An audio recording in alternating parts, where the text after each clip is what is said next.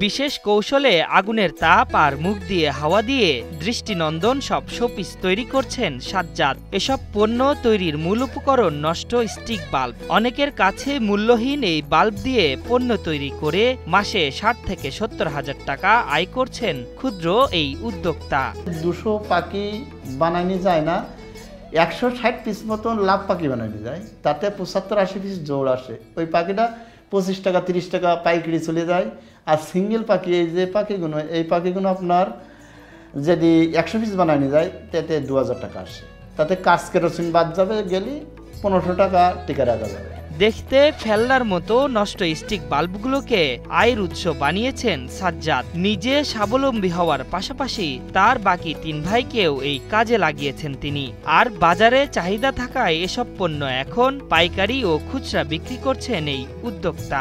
এটা আমরা ৪ ভাই আছি, তাদের কম বেশ কিছু শিখাই দিয়ে গেছি, আর আমরা এইটাই নিয়ে আমি চলতেছি। এইটাই আমার ব্যবসাটা ভালো হয়েছে। প্রতিদিন ১৫০ থেকে ২০০টি পাখি তৈরি করতে পারেন সাজ্জাদ। পণ্য তৈরির পর সেগুলোতে রং দেন তার স্ত্রী। শেষ ধাপে এগুলো রোদে শুকিয়ে পানি ভরিয়ে বাজারে বিক্রি করেন সাজ্জাদ।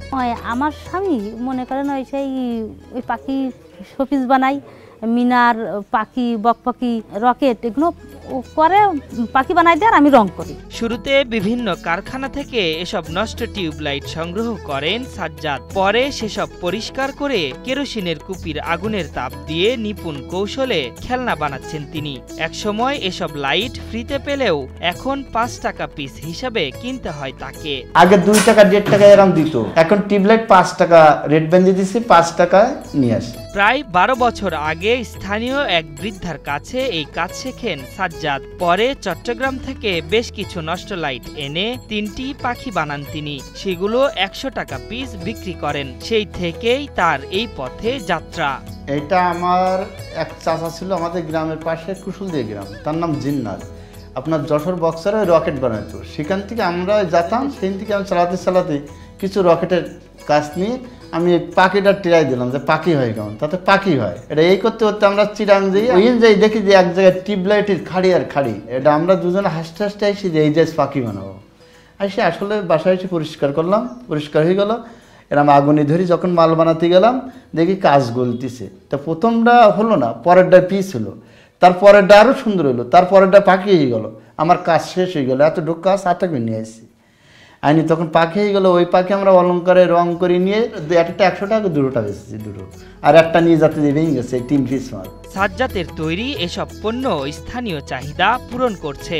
তবে এর পরিধি বাড়াতে হলে প্রয়োজন সরকারি সহায়তা। ক্ষুদ্র ঋণ পেলে নিজের কারখানা গড়ে বড় আকারে এসব পণ্য তৈরি করতে চান এই দম্পতি। তার কাছে সহযোগিতা চাই, যদি কিছু ১-২ লাখ টাকা দিত তাহলে ব্যবসা নিতে ওই টিউবলাইট কিনে মালপাতি কিনে নিয়ে বানাই নিয়ে কিছু আমরা বেচা কিনা করতে পারতাম। আমি যদি কোনো লোন টোন যদি ভালো আকারে পারে, ছোট ছোট 2টো ঘর বানাতে পারি, সেটা কারখানা হবে। এইটা আর কি। আর কিছু পুঁজি থাকলে ব্যাংকের থেকে বা কোনো যদি হেল্প পালি, অনুদান পালি, সেটি তো আমরা ভালো একটা অনুদান পাই, মানে তো সেটা আনন্দের বিষয়। সাজ্জাদের কুটির শিল্পকে এগিয়ে নিতে সব ধরনের সহায়তা করার আশ্বাস দিয়েছেন জেলা বিসিক শিল্পনগরীর এই কর্মকর্তা। আমরা ইনশাল্লাহ তার সাথে যোগাযোগ করার চেষ্টা করব। আর কুটির শিল্পের খাতে তার যেটা আমরা জানতে পেরেছি যে তার আর্থিক কিছু সহায়তার প্রয়োজন কাঁচামাল ক্রয়ের উদ্দেশ্যে, সেই জায়গাটা থেকে আমরা আমাদের পক্ষ থেকে তাকে সহায়তা করতে পারবো ইনশাল্লাহ।